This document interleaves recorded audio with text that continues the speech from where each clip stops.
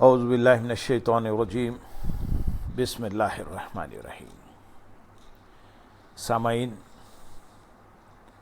ایمان سے متعلق آج کی ہماری یہ نشست 19ویں نشست ہے اور آخری نشست ہے جس میں ہم سوال جواب پیش کریں گے۔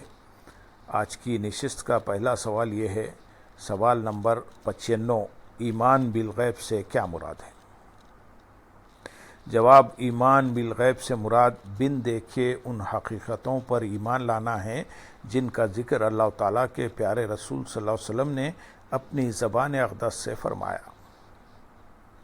سوال نمبر 96، کمزور ایمان والوں پر شیطان کیسے حملہ ور ہوتا ہے؟ جواب: کافر لوگ تو پہلے ہی شیطان کے راستے پر چل رہے ہوتے ہیں، جبکہ کامل مومنین پر شیطان کا حملہ کرنا ذرا مشکل ہوتا ہے۔ شیطانی عزائم کے بارے میں قرآن حکیم میں ارشاد باری تعالیٰ ہے، سورۃ الحجر آیت نمبر 40 میں کہ شیطان کہتا ہے کہ میں ضرور ان سب کو گمراہ کر کے رہوں گا سوائے تیرے ان برگزیدہ بندوں کے جو میرے اور نفس کے فریبوں سے خلاصی پا چکے ہیں۔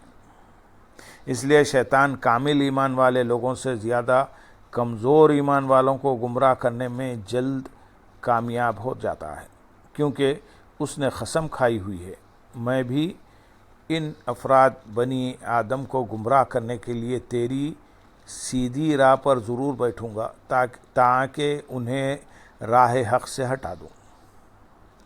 اعمال صالحہ کی کمی ایمان میں کمزوری کا سبب بنتی ہے۔ ایمان پختہ نہ ہونے کی وجہ سے شیطان دلوں میں وسوسے اور شکوک و شبہات پیدا کرتا ہے۔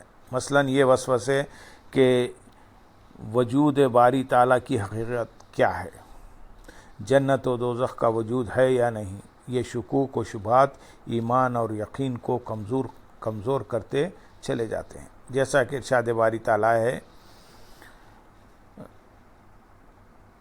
سورۃ الاعراف میں، ارشاد باری تعالیٰ ہے، بے شک وہ خود شیطان اور اس کا قبیلہ تمہیں ایسی جگہوں سے دیکھتا رہتا ہے جہاں سے تم انہیں نہیں دیکھ سکتے۔ سوال نمبر 97، ایمان کی حلاوت کن کو نصیب ہوتی ہے؟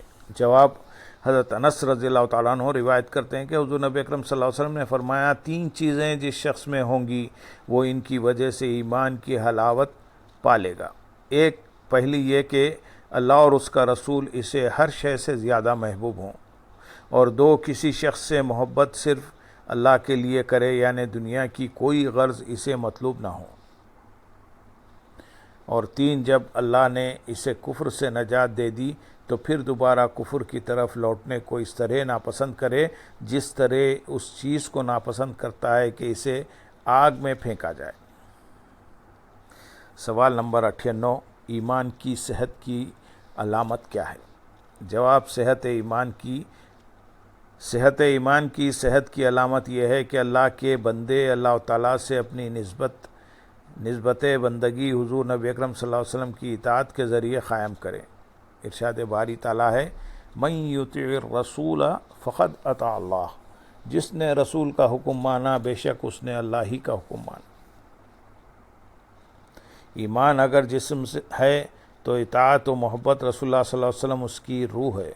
جس طرح روح کے بغیر جسم بیکار ہے، اسی طرح اطاعت و محبت رسول صلی اللہ علیہ وسلم کے بغیر ایمان کے نام پر کی جانے والی ہر کوشش بے سود اور بے نتیجہ ہے۔